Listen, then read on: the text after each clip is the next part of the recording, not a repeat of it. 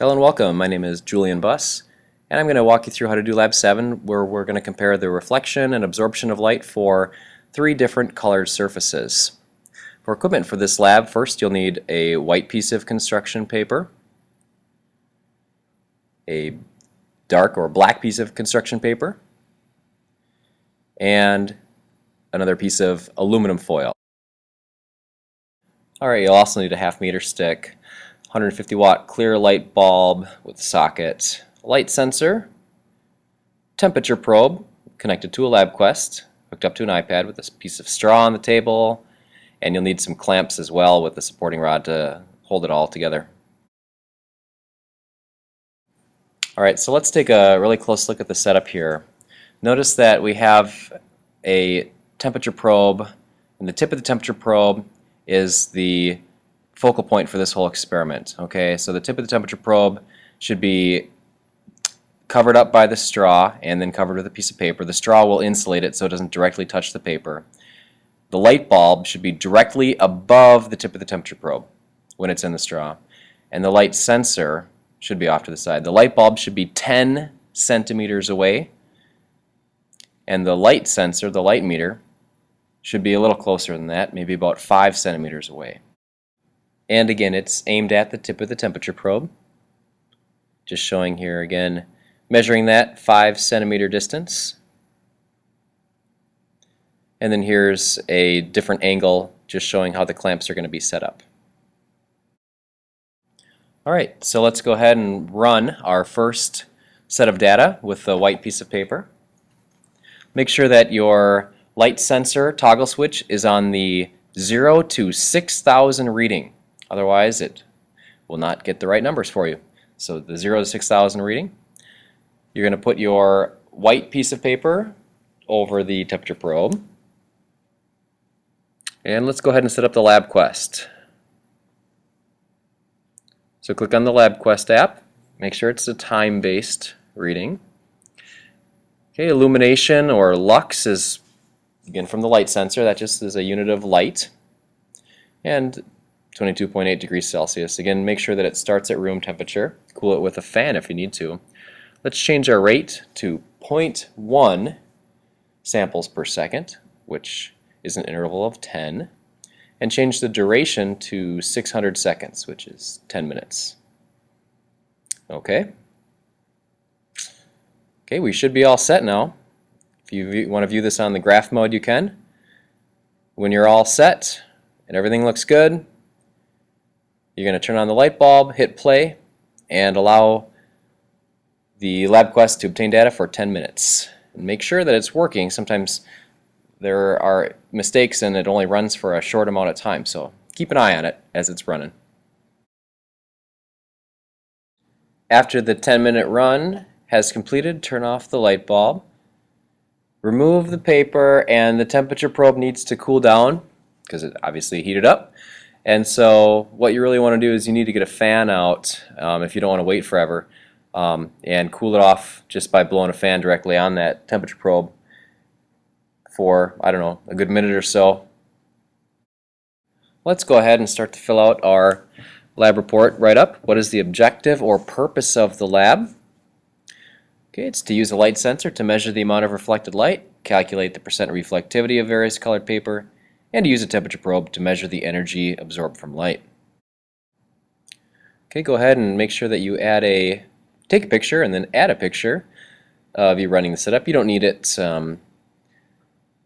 for every single color paper that you run, but one picture would be great. And then include the screenshots of your data, and then make sure to fill out the data table as you go as well. Okay.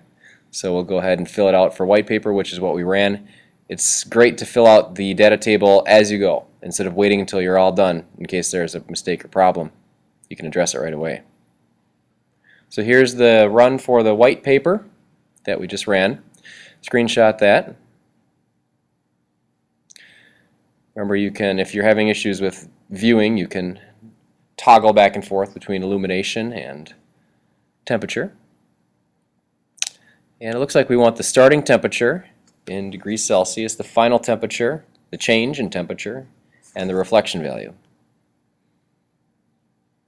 So let's go ahead and obtain those things. So for the starting temperature, one way you could do it would be to click on the graph and obtain it that way. So 22.9 degrees for the starting temperature, and then you can click on the end of the graph for the final temperature. But an easier way to do this might actually be to view your numbers as a table instead of a graph. And you can do that by clicking on that little squiggly line at the top, view it as a table, and it might just be easier to do that way. And there's your 22.9 for the starting temperature, and as you scroll down you can find the final temperature. It looks like it's 30.2. You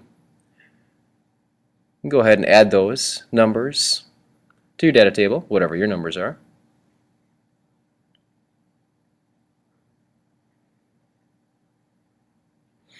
Okay, so the difference there is going to be the change in temperature, so just do a subtraction. And the reflection value is from the light meter. Now it varied the whole time. It kind of was a little bit of a rocky road as you look at the light. Okay, so sometimes you have to reset your iPad there. So I'm going to look at illumination now.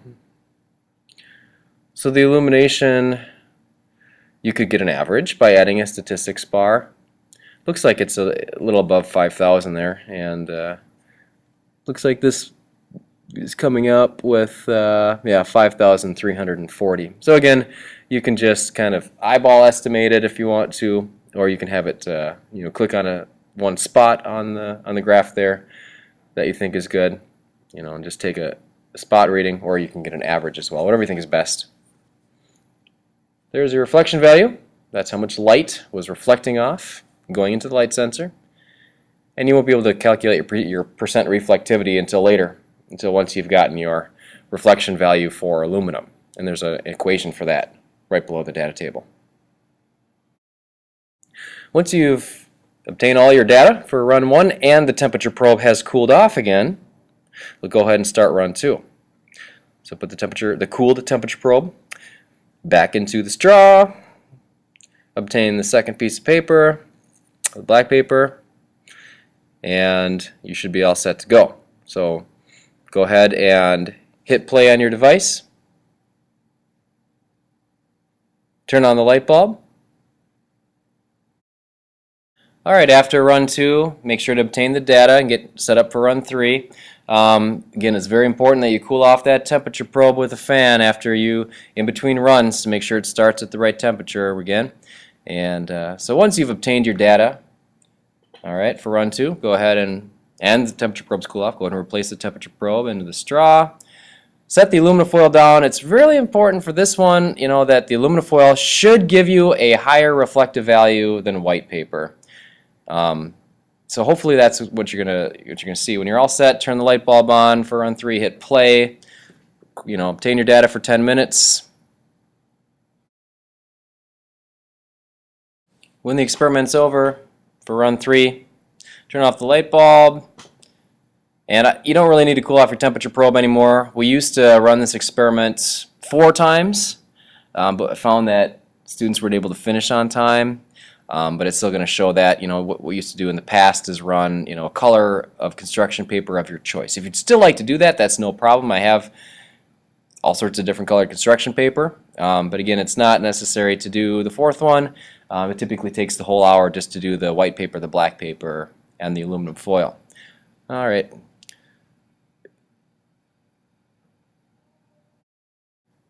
All right, so let's finish up the write-up now. Make sure that you add all your iPad screenshots of your data.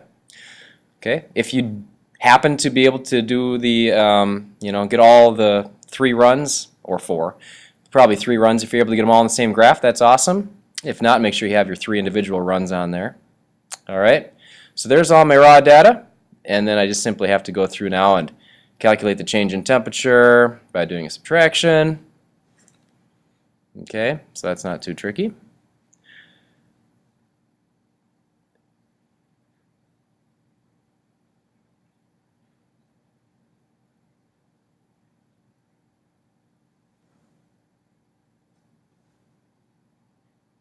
Okay. All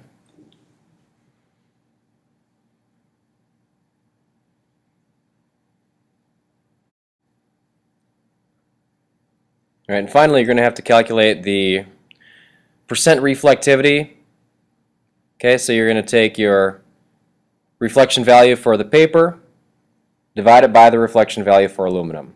Okay, it's not too tricky, and then multiply by 100 to get percent. There is an equation right below that should help you out. All right, good luck. Let me know if you have any questions.